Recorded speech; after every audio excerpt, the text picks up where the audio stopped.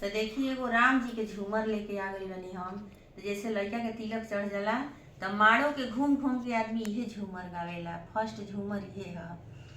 कहाँ राम जी के जन्म भयो हरि झूमारी, अब कहाँ बाजेला बधाव खेल बिहारी झूमारी, अब कहाँ में बाजेला बधाव खेल बिहारी झूमारी।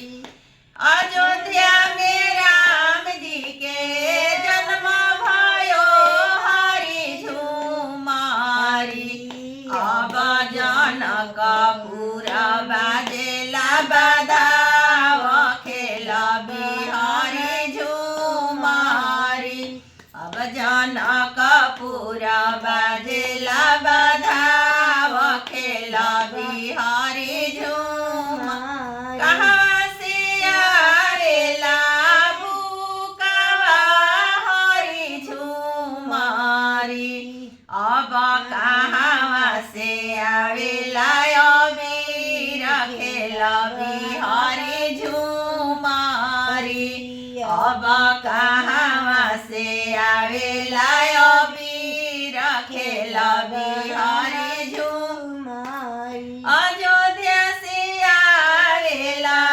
बुकावा हरि झूमारी, अब जनकपुर से आवेला अबीर खेल बिहारी झूमारी, अब जनकपुर से आवेला अबीर खेल बिहारी। कराही हाथे बुकावा हरि झूमारी, अब के कराही हाथे अबीर खेल बिहारी झूमारी, अब के कराही हाथे अबीर खेल बिहारी झूमारी। राम जी के हाथे बुकावा हरि झूमारी, अब सीता जी के हाथे